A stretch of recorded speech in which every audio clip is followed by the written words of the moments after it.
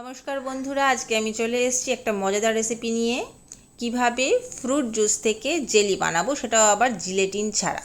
দেখো, আজকে আমি একটা তরমুজ থেকে হাফ তরমুজ, সেটা থেকে আমি জুসটা এক্সট্রাক্ট করে নিয়েছি।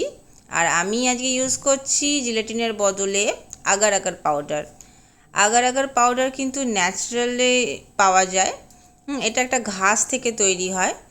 তো দেখো, মোটামুটি 100 গ্রামের দাম এখানে 450 টাকা মতন দেখাচ্ছে, তবে একটু ডিসকাউন্ট দিলে তুমি একটু কমে পেয়ে যাবে। আমি এটা অ্যামাজন থেকে পারচেস করেছি।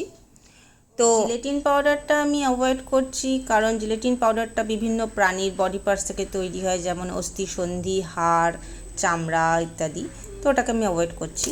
যাই হোক, এবার প্রসেসটা বলে দিই। প্রসেসটা হচ্ছে যে কোনো ফলের রসের সাথেই তুমি একটু ঠান্ডা অবস্থাতেই আগার আগার পাউডারটা ঢেলে দেবে। আমি যেমন বড় গ্লাসের হাফ গ্লাস হয়েছে, এই পরিমাণের মধ্যে 1 table spoon agar agar powder দিয়েছি। দরকার হলে 1 টেবিল স্পুন কেন 1.5 টেবিল স্পুনও দেওয়া যেতে পারে, কিন্তু কম কিন্তু দেবে না। কম দিলে কিন্তু জেলিটা কিন্তু ওটা কিন্তু থকথকে মানে হবে না, ওটা কিন্তু লুজ হয়ে যাবে, তখন কিন্তু ওর ব্যাপারটা ভালো হবে না। আমি এবার সামান্য চিনি দিয়ে দিয়েছি। চিনি তোমরা দিতেও পারো, নাও দিতে পারো, তবে দিলে একটু মিষ্টি ভাবটা থাকে, ভালো লাগে খেতে। তো এবার বলি যে আগার আগার পাউডারটা ঠান্ডা অবস্থায় আমরা কেন দেব।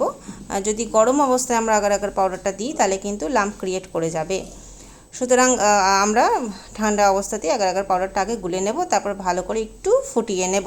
এটা রেডি হয়ে গেছে। এবার চলে আসি। দেখুন, এরকম মোল্ড কিনতে পাওয়া যায়, সিলিকন মোল্ড। বিভিন্ন ধরনের সিলিকন মোল্ড পাওয়া যায়। এই মোল্ডগুলো দিয়ে আপনি জেলিও ক্রিয়েট করতে পারবেন, আবার বিভিন্ন ধরনের ক্যাডবেরি বেরি এগুলো বানাতে পারবেন। তো আমি এবার এই গরম যে জুসটা আছে সেটাকেই গ্লাস দিয়ে অল্প অল্প করে ঢেলে নিলাম। দেখুন, আমি ঢেলে নিয়েছি। আচ্ছা, এত কিছু কেন করব? অনেক সময় বাচ্চারা কিন্তু ফল খেতে চায় না, ফল জুস খেতে চায় না।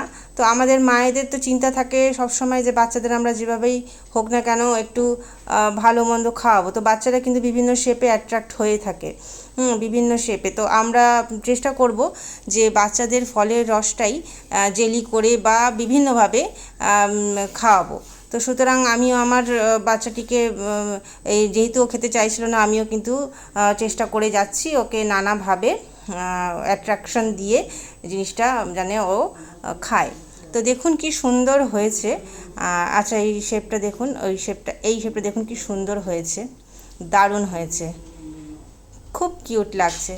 ঠিক আছে, আমি খুব ভালো করে এগুলো মানে বের করতে পারছি না, কারণ কি হচ্ছে, আমার বাচ্চাটা এক হাতে কোলে ধরে আছি এবং ওই হাতেই মোবাইলটা ধরে আছি, এবং এক হাতে বের করতে গিয়ে ভেঙে যাচ্ছে। তো যাই হোক, তো কিন্তু খুব সুন্দর হয়েছে ব্যাপারটা। দেখুন, আমি কয়েকটা বের করে নিচ্ছি। বের করে নিয়ে আমি আমার বাচ্চাটিকে দেব। দেখি ও এই প্রথমবার ও ওই জিনিসটা দেখবে। আচ্ছা, বাচ্চারা প্রথমেই যে দেখেই যে একদম খেয়ে নেবে সেরকম কিন্তু নয়। তারা কিন্তু নানাভাবে খেলা করবে, ফেলে দেবে, এতে কিন্তু বিরক্ত হলে চলবে না। হ্যাঁ, ওরা নাও খেতে পারে। আবার প্রত্যেক দিন আপনি চেনা খাবারের সাথে 2-4টে করে দেবেন, ও খেলতে খেলতেই দেখবেন মুখে দিয়ে দিচ্ছে। হ্যাঁ, আমার বাচ্চাটির বয়স হচ্ছে 15 মাস। সুতরাং ওকে আমি প্রথমবার সার্ভ করছি। তো দেখি, সুন্দর হয়েছে জিনিসগুলো, খুব অ্যাট্রাকটিভ, আমার নিজেরও খুব ভালো লাগছে। আচ্ছা, আমি এটাতে কিন্তু কোনো রকম ফুড কালার দিইনি, আপনারা ইচ্ছা করলে ফুড কালার দিতেই পারেন। হ্যাঁ, তো আমি যেহেতু আমার বাচ্চাকে দেবো, তাই জন্য আমি ফুড কালার দিইনি। দেখুন, ও প্রথমবার কিন্তু খেলা করছে। এই ও খেলা করবে, ওগুলো মুখে দেবে, ফেলবে।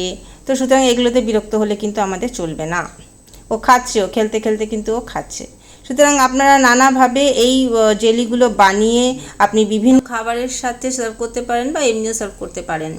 আজ তাহলে এত পর্যন্তই থাকলো, আবার চলে আসবো নতুন কোনো রেসিপি নিয়ে। ভালো থাকবেন।